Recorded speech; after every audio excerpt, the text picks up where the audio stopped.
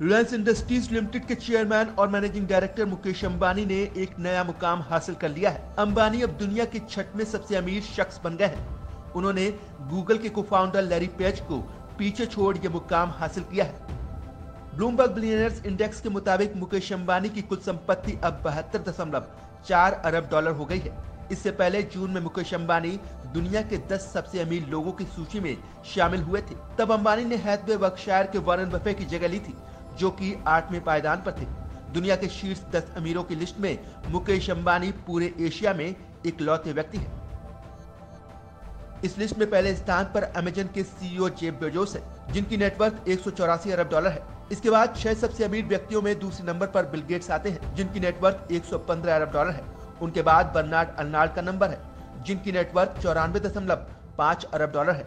चौथे पायदान पर मार्क जुकरबर्ग हैं, जिनकी नेटवर्थ 90.8 अरब डॉलर है।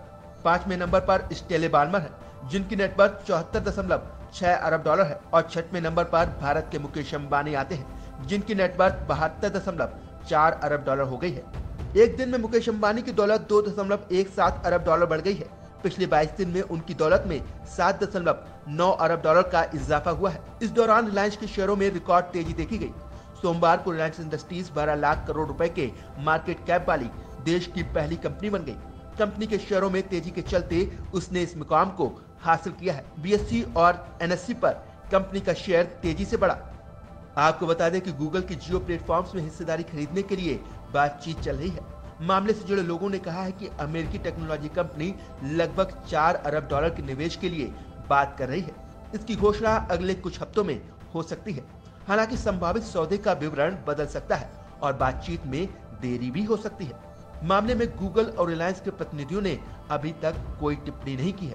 गूगल ने सोमवार को कहा कि वो भारत में डिजिटल टेक्नोलॉजी में तेजी लाने के लिए अगले 5-7 सालों में 10 अरब डॉलर का निवेश करेगी। दरअसल रिलायंस की जियो प्लेटफॉर्म्स अब तक 1,18,318.45 करोड़ रुपए जुटा चुकी है। जियो प्लेटफॉर्म्स में निवेश की शुरुआत फेसबुक ने की थी। फेसबुक ने करीब 44,000 करोड़ रुपए का निवेश कर 9.99% हिस्सेदारी खरीदी है। फेसबुक के बाद Silver Lake Partners, Vista Equity Partners, General Atlantic, KKR, Mubadala, ADIA, TPG, L Catterton, PIF और इंटेल कैपिटल कंपनी में निवेश कर चुके हैं।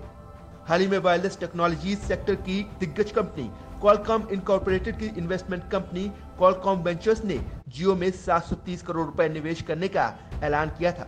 12 सप्ताह के अंदर जियो प्लेटफॉर्म्स में ये 13वां निवेश है। इस तरह इन निवेशों के बाद रिलायंस इंडस्ट्रीज अपनी खुद की निर्धारित समय सीमा से पहले ही एक कर्ज मुक्त यानी डेट फ्री कंपनी बन गई है।